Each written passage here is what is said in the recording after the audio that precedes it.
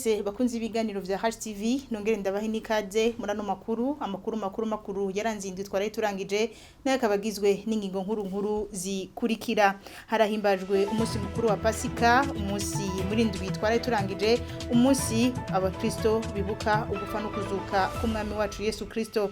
HTV yaragendeye amashengero atandukanye mu gisagara ca Bujumbura, bamwe n'abandi mu bakristo n'abarongozi bayo mashengero baragize ico bavuga ko umusi mukuru Muraza kubitegabiri murano makuru. International Christian Ministries yaratunganije inyigisho z'uburongozi ku banyeshure barenga 400 bo muri kaminuza y'u Burundi. Izo nyigisho zikaba zigamije gutunganya canke gutegura urwaruka kuba abarongozi beza bo muri kazoza. Abakristo barahimirizwa gusoma Bibiliya n'umuryango w'abasomyi ba Bibiliya, navyo nyene mukabiza kubikurikira murano makuru twabateguriye. Gize ingingo nkuru zigize amakuru twabateguriye mu mwanya nido murano makuru, kandi twaba turi kumwe na mugenzanje Landry Bukuru. Nongeye kubaha ikaze.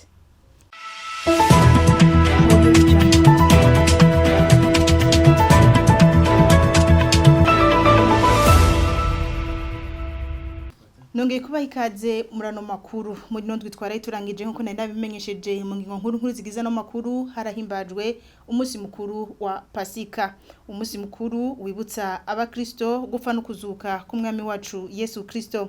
Bamwe mu bungere b'amashengero n'Abakristo bayaze na HTV bavuga ko uwo munsi ubibutsa igikorwa cabonetse ku musaraba cyo gucungura abantu.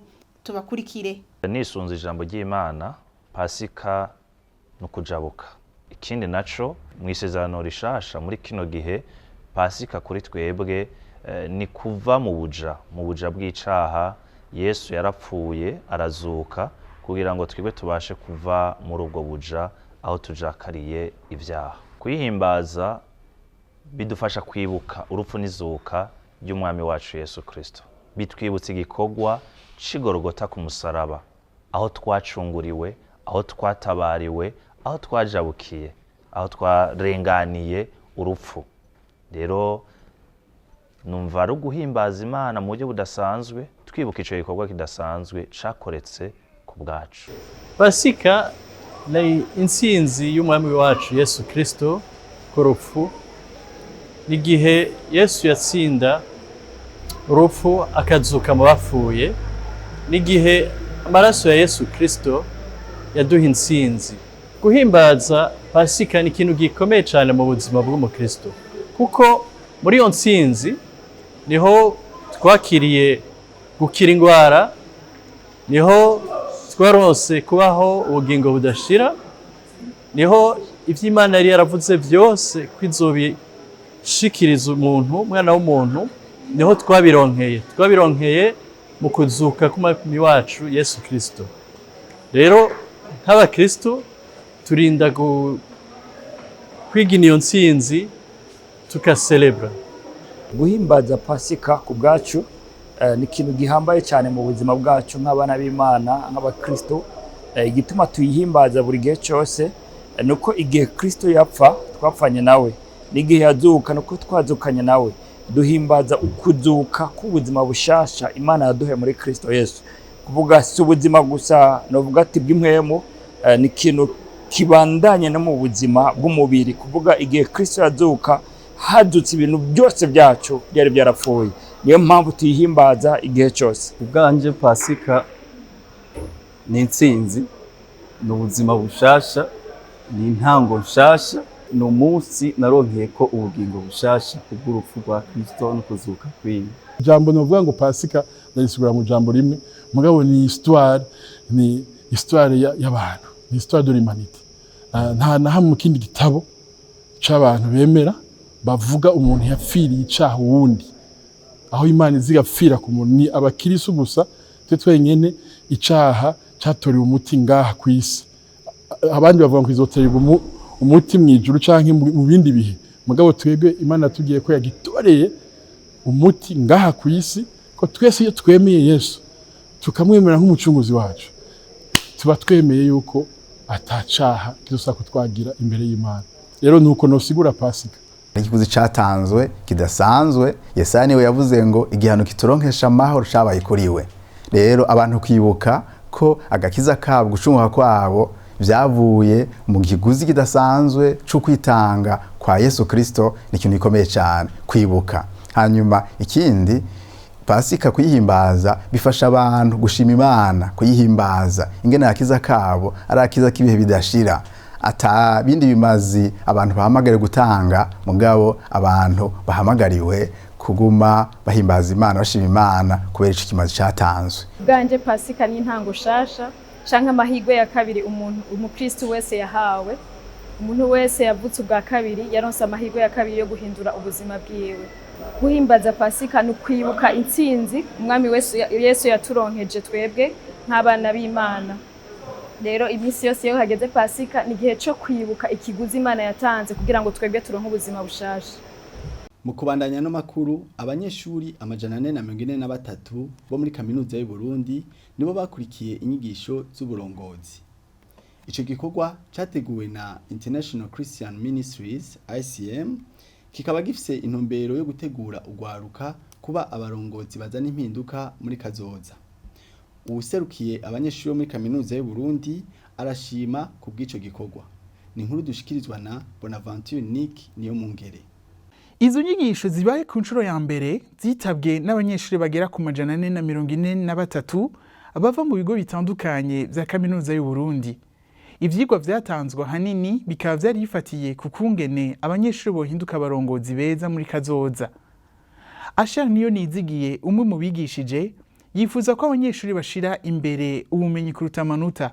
Ico niteze ku banyeshuri nuko bagiye kuba abantu bafata umwanya munini, bashira umwanya munini cyane mu vyigwa, kuko ni wo umwimbu tubakeneye ko n'ubumenyi ahanini muri iki gihe bari mu ishuri. Niteze ko bagiye kubishiramwe ingufu cyane, bakorana umwete, biga umwanya munini kugira ngo baronke ubumenyi bwinshi na ya manota none haba menshi, ariko aba manota angana by'ukuri n'ubumenyi bafise, nk'aba manota gusa, aba manota ajanye n'ubumenyi. Oswald Nshimirimana arongoye akarere k'uburengero mw'ishirahamwe International Christian Ministries ICM ritegura izo nyigisho ku isi yose, yiteze ko izo nyigisho zizohindura abanyeshuri abarongozi bo muri kazoza bazozana umwimbu mwiza mu bisata bazoba bariko barakoreramwo. Intumbero yacu twifuza kuba imbuto y'uburongozi mu bakiri bato. Urabona bano basohotse hano mu ishure nibo baroba barongozi b'imiryango, nibo barongozi mu ntwaro, abarongozi mu mashengero, mu kibano, nibo twitura. Rero biragoye gose ko ejo umuntu musanga mu vyerekeye uburongozi atigeze kandi aho n'ivyigwa by'uburongozi. Mwese murabizi yuko amashure twize muri kaminuza, muri secondaire, si ivyigwa byitwa vyerekeye by'uburongozi. Mugabo twebwe nakayo turankugira ngo dushikirize abarongozi ariko bakora by'uburongozi nabitegura ko abarongozi nsa bitandukanye ngo tubahuze n'ivyigwa by'uburongozi bibafashe kuzana umwimbu mu byo bakora, kuzana impinduka mu kibano ariko barakoreramo. Révérier Bizindavyi aserukira abanyeshuri bo muri kaminuza y'u Burundi arashima ko izo nyigisho z'uburongozi bwiza zizobafasha bakiri ku ishure gukorana neza nabo barongoye ndetse no muri kazoza bamaze gusohoka kaminuza y'u Burundi. Ivyigwa twavyakiriye neza cyane, ibintu bizodufasha ndetse n'ibyo bikazofasha bwaha mu buzima bw'ukuru bw'abanyeshuri benshi n'abasanzwe twara, benshi n'abasanzwe baserukira abandi mu mashure ndetse no mu yandi makampus, bikazodufasha gukorana neza bakurikiza inyigisho z'uburongozi bwiza. Inyuma y'ikigo cyo kumutanga, izo nyigisho zikaba zigiye kubandaniriza no mu bindi bigo vya kaminuza y'u Burundi ndetse no mu makaminuza y'abigenga. Dushimire Bonaventure niyo mungere. Ishirahamwe Burundi Christian Medical and Dental Association BCMDA ryarateguye ikoraniro rigira 8 rihuza Abakristo bahurikiye mu gisata c'ubuganga kuri wa gatandatu itariki 8 z'ukwezi kwa 4 umwaka wa 2023. Dr. Eric Nimubona arongoye iryo shirahamwe avuga ko wabaye umwanya mwiza wo guterana intege mu gikorwa c'Imana mu gisata c'ubuganga. Ni inkuru dushikirizwa na Yvette Nijimbere. Bishimikira ijambo ry'Imana riri muri Matayo 6 umurongo wa 10, abaganga b'Abakristo bahurikiye mu ishirahamwe Burundi Christian Medical and Dental Association bifuza kwagura ubwami bw'Imana mu gisata bakoreramwo. Dr. Eric Nimubona arongoye iryo shirahamwe avuga ko icifuzo cyo kuja hamwe cavutse kugira baterana intege muri ico gikorwa. Muri 2014 niho twiyumvira ati ivyo tusangira hagati yacu, intahe dushingiranira, inyigisho turonka zituma tuba abakristo by'ukuri bahagaze bari muri domaine médical.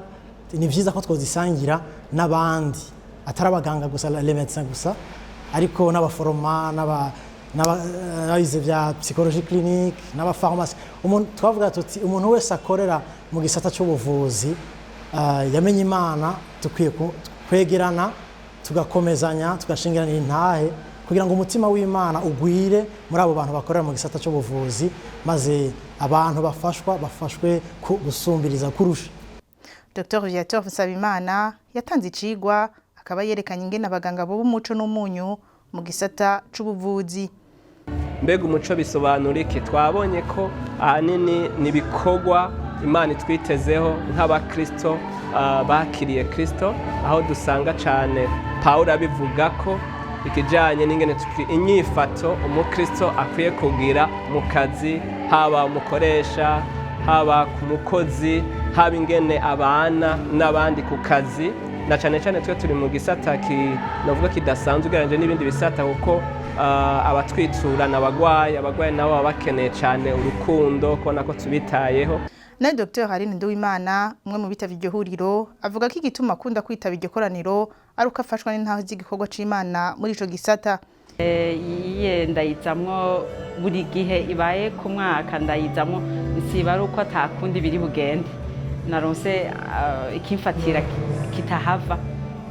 Ico ndayungukiramwo rero ko mari ihuriro ry'abaganga bakijijwe donc muri domaine, hariho des partages d'expérience, barakunda kugira intahe, umwe wese ugasanga aravuze ku kazi ingene bigenda, ingene muri circonstance kanaka ingene yayifashemwo nk'umuntu akijijwe, rero ndahakura inspiration. Iryo koraniro rigira 8 rikaba ryakoranije abakozi bakorera mu bisata bitandukanye by'ubuvuzi. Kuri no ncuro rikaba ryatunganijwe ku civugo furura ingabire y'Imana. Mu gusozera hano makuru yacu, gusoma ijambo ry'Imana Bibiliya no gukurikiza itegeko cankwe akarorero Yesu Kristo yasize atweretse. Amanatore Butoyi, umwe mu bagize umuryango w'abasomyi ba Bibiliya, abamagarira abakristo gusoma Bibiliya ko kubera bituma abakristo bamenya ico Imana igomba tumukurikire. Umuntu akwiye gusoma Bibiliya ku mvo zitatu. Ubwa mbere, gusoma Bibiliya ni itegeko ry'Imana. Uriko urasoma mu gitabo ca Yosuwa igice ca 8, urabona Imana iriko ihimiriza Yosuwa gusoma igitabo c'ivyagezwe. Rero ni itegeko ry'Imana. Ubwa kabiri, gusoma Bibiliya, uriko asoma Bibiliya bariko yigana Yesu. Uravye muri Matayo igice ca 4, igihe Satani yaza kugerageza Yesu yamubwira ngo handitswe ngo. Rero umuntu ashobora kuvuga ngo handitswe ngo ahatari ivyo yasomye, ari byo yumvise avuga ati numvise avuga ngo. Rero ivyo vyerekana ko na Yesu arakarorero umuntu aba ariko arakurikiza iyo asoma ijambo ry'Imana. Ubwa gatatu, usomye mu ntumwa za Yesu, ugasoma Yohana, uravye mu vyahishuriwe Yohana igice ca 3, naho nabibona Yohana ariko arahimiriza abantu gusoma ko hahiriwe usoma. Ugiye mu vyete Paulo yanditse, nawe nyene arahimiriza abantu gusoma ijambo ry'Imana. Rero vyumvikana kuri ico ca gatatu, iyo usoma Bibiliya uba uri gukurikira intumwa za Yesu. Akamaro ko gusoma Bibiliya, iyo dusoma Bibiliya ubwa mbere tubonamo ibintu bihambaye. Umenya Imana, umenya Yesu, umenya uwuriwe, umenya kubana n'abantu, umenya ico Imana igomba. Akabe na hano duce dusozera amakuru twabateguriye. Ndabashimire mwebwe mwese mwariko murayakurikira. Shimire kandi mugenzanje Landry bukuru twayafatikanije. Mugire ibihe vyiza aho muherereye. Murakoze.